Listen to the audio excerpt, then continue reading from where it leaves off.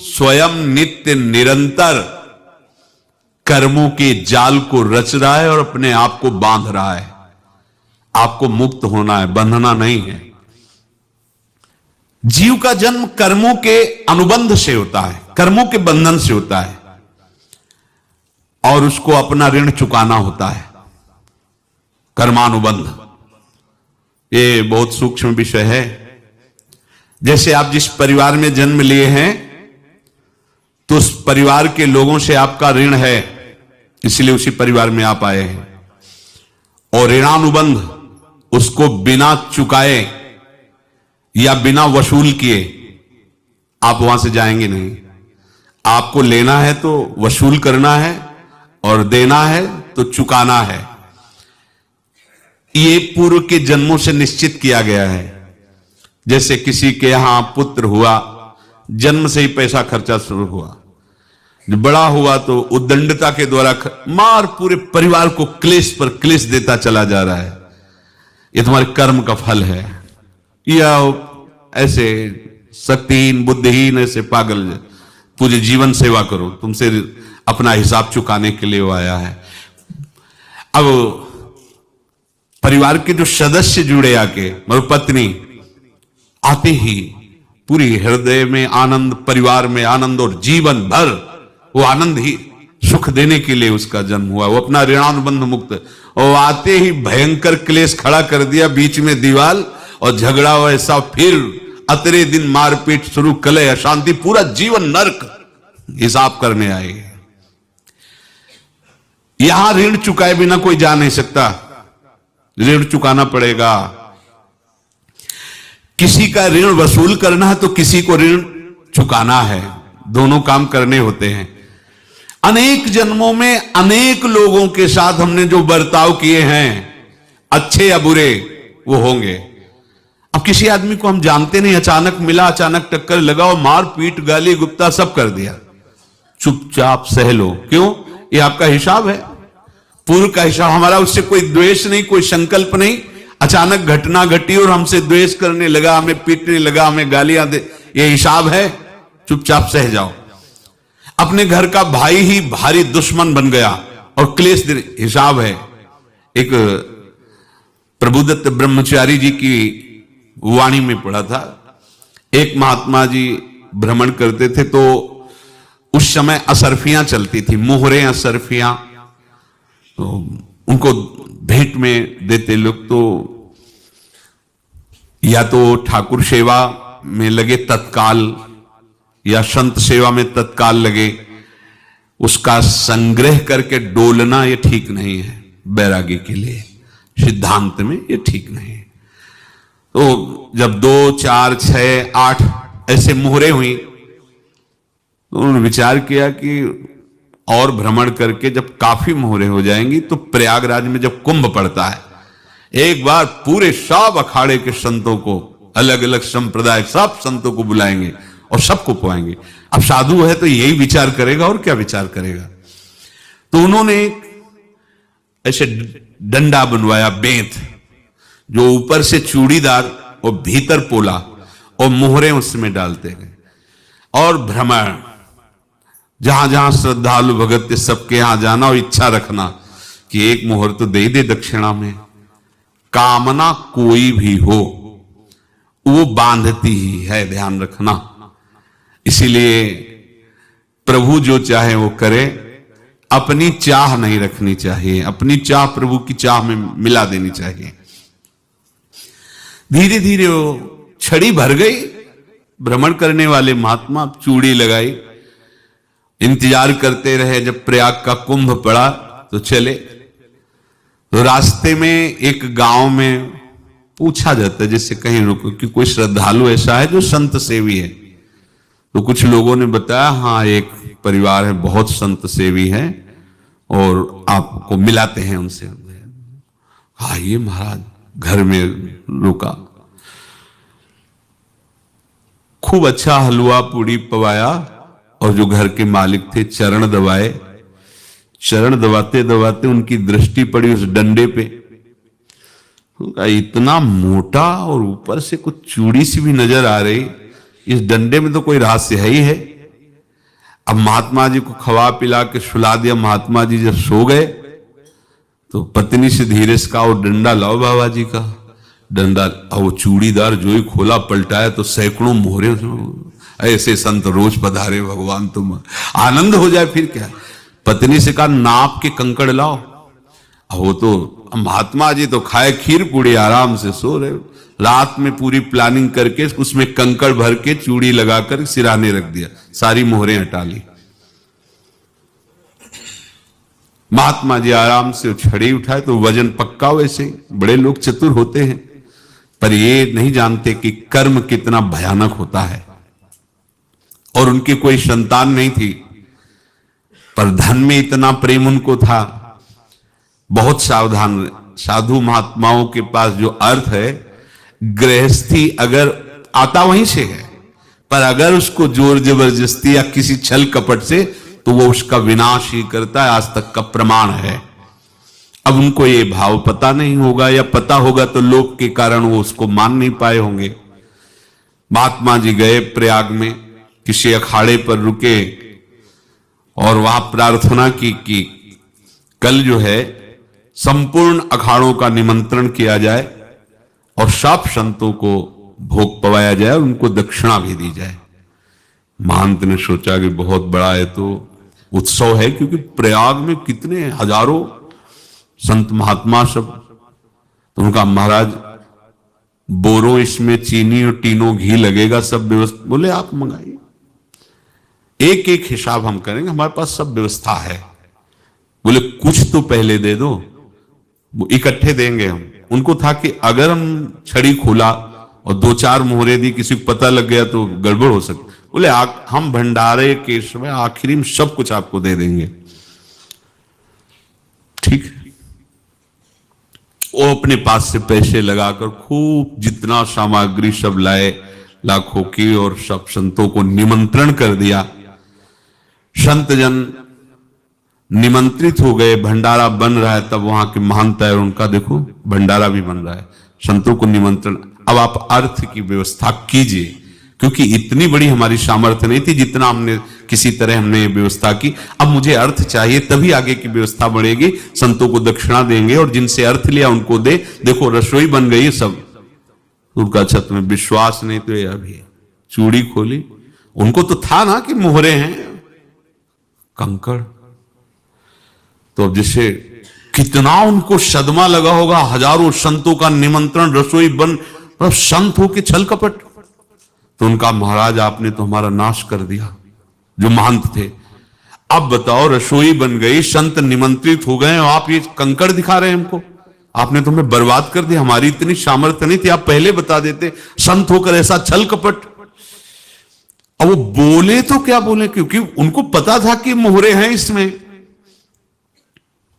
अंदर से उनका चिंतन गया उसी सेठ के पास, अच्छा ऐसा धोखा हमारे साथ किया, भोगोगे तुम। ये जो निकलता है ना भोगोगे, ये अकाट्य होता है।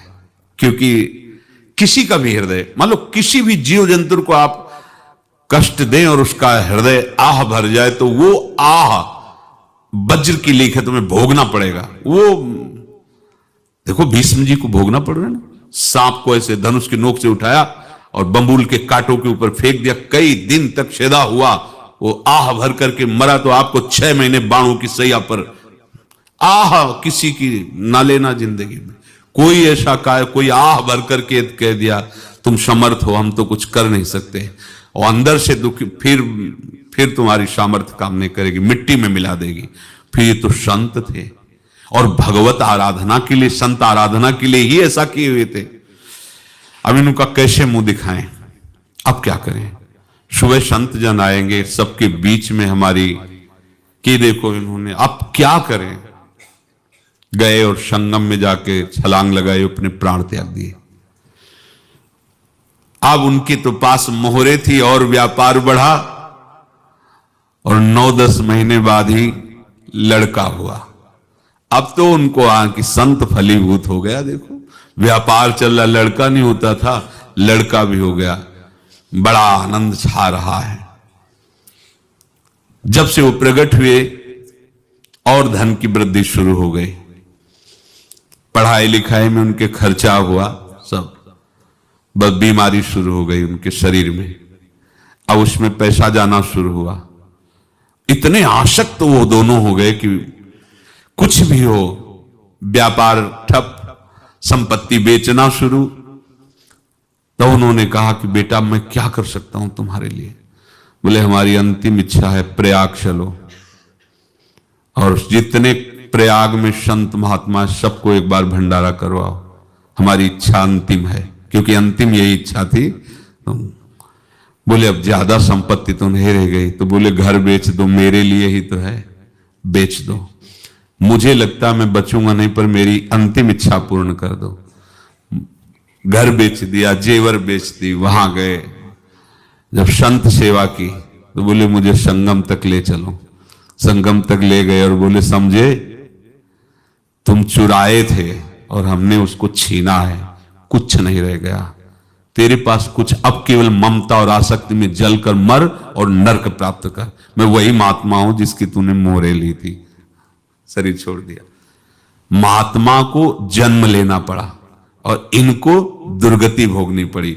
ऋणानुबंध होश में, ऐसा नहीं कि आप जो कर रहे हैं कोई देख नहीं रहा, कोई हिसाब किताब नहीं, जो कर रहे हैं अवश्य में भोक्तव्यम, बहुत सावधान।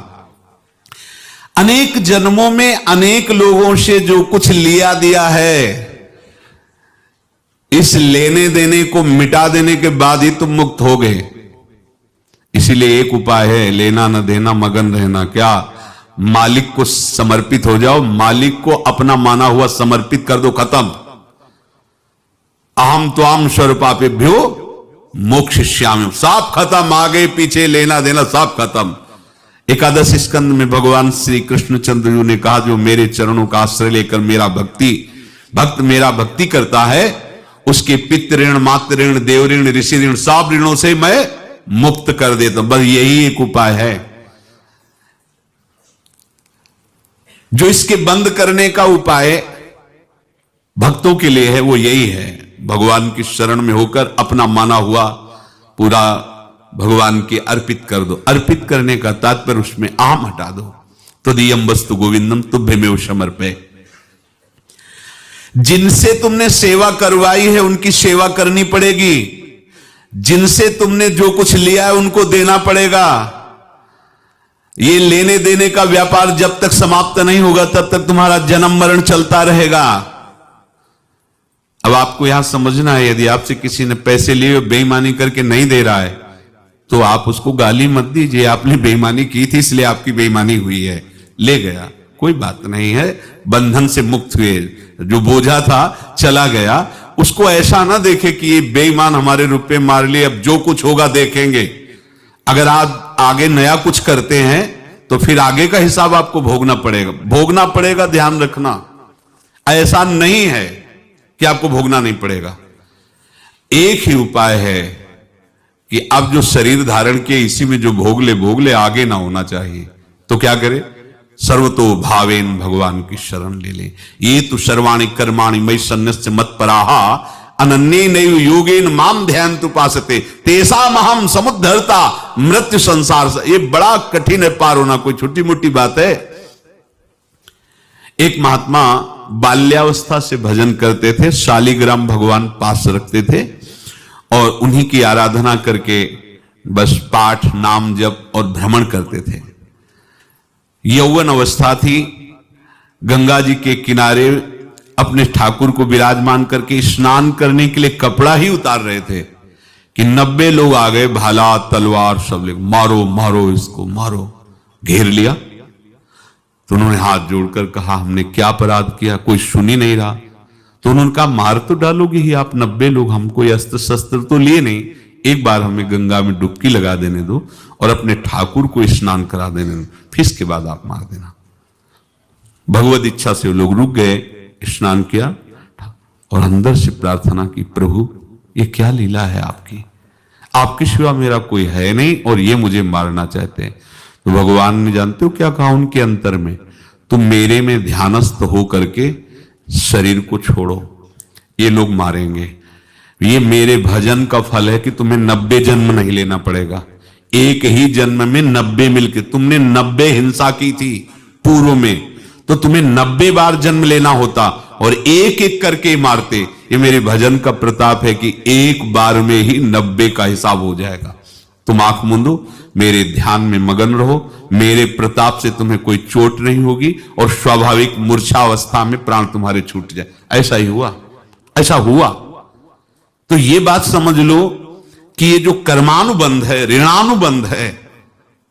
आप देखो, अगर शाप महात्माओं ने दिया कि तुम्हारे वंश का इससे विनाश होगा, तो भगवान भी परम धाम जा रहे तो उसी कील से, बाण की नोक में जो मछली लील गई थी, छोटा कण, उसी से की नोक बनाई और उसी नोक प्रहार किया। भगवान के श्री चरण में वही बाण की नोक लगी और भगवान था, स्वीकार किया ना। भगवान का बड़ा लीला विचित्र है। अगर छुप करके उधर रामावतार में बात, तो इधर ऐसे स्वीकार किया है भगवान ने। ऐसा कहीं नहीं दिखाया कि मैं भगवान हूं तो मैं अपने लिए, ऐसा नहीं दिखाया। नारद जी का हित किया पर नारद जी ने श्राप दिया तो भगवान ने स्वीकार किया। बंदरों ने ही सहायता की, जैसा बोले थे वैसा। ये लीला इस शरीर में भोगनी पड़ेगी। हां, ज्यादा को कम में भुगता देंगे, पर अब अगला शरीर ना मिले, इसके लिए सर्वतो भावेन भगवान के आश्रित हो जाए। जैसे आपने दुकान फैला रखी है तो उसमें दो काम होते हैं, लेना और देना। किसी को उधार दिया है तो हमें उसे लेना है, और कोई नगद देकर सामान ले रहा है तो उसे सामान देना है, या उधार लिया है तो हमें उधार देना है। अब अगर दुकान बंद करनी है तो तुम्हें देने वालों पर जोर देना है, लेने वालों पर जोर नहीं। लेने वाला तो जाओ, हम क्षमा किया, समर्पित किया, हमारा कोई संबंध नहीं, खत्म हो जाए, वो खुशी हो जाएगा। लेकिन देने वाला, तुम अगर दुकान भी उठा दोगे तो जहां भी रहोगे तुम्हारे पास वो आएगा, लाइए हमारा। तो देने पर नजर रखिए, जिसका जिसका हिसाब है वो आपके सामने आता जाए, हटाते जाओ। लेने पर नजर मत रखिए और दुकान फौरन उठा दीजिए, नहीं अगर लेते देते रहे तो चलता रहेगा। आगे चलकर कुछ लेना न देना, मगन रहना बस अपने प्रभु के चिंतन में। अब हम कैसे जाने कि किसको क्या देना है, हमें क्या पता? तो हम पूरा हिसाब जिनको पता है उनको दे देते हैं। समझ रहे हो? उनको पता है क्या लेना है क्या देना है, तो इनके पास पहुंच गए, सरकारी हिसाब से सब बराबर कर देंगे। हमको अपनी जिम्मेवारी इनकी चरणों में समर्पित कर देना है, तभी हम जीवन मुक्त होंगे। ये रहस्य की बात है। प्रभु कह रहे हैं, यस्य सर्वे समारंभाः काम संकल्प वर्जिताः ज्ञानाग्नि दग्ध कर्माणं तमाहु पंडितम बुधाः। जिसके संपूर्ण कर्मों के आरंभ संकल्प और कामना से रहित हैं, तथा जिसके संपूर्ण कर्म ज्ञान रूपी अग्नि से जल गए हैं, उसको ज्ञानी जन भी पंडित कहते हैं, बुद्धिमान कहते हैं। पूज्य श्री भाई जी महाराज कह रहे हैं, जैसे वहां ज्ञानाग्नि से दग्ध कह रहे हैं, तो अपने वृंदावन वासियों का प्रेमाग्नि से सब कर्म संस्कार दग्न होते हैं। जिस समय आपके हृदय में भगवत प्रेम का प्रादुर्भाव होगा तो लेश मात्र कभी तुम्हें दुख नहीं भोगना पड़ेगा। प्रेम का प्रादुर्भाव होते ही दुख का नाश हो जाता है, महासुख। जब प्रेम का प्रादुर्भाव होगा तो समस्त पाप भस्म हो जाते हैं, अशांति नष्ट हो जाती है, संसार ज्वाला स्पर्श भी नहीं कर सकती है।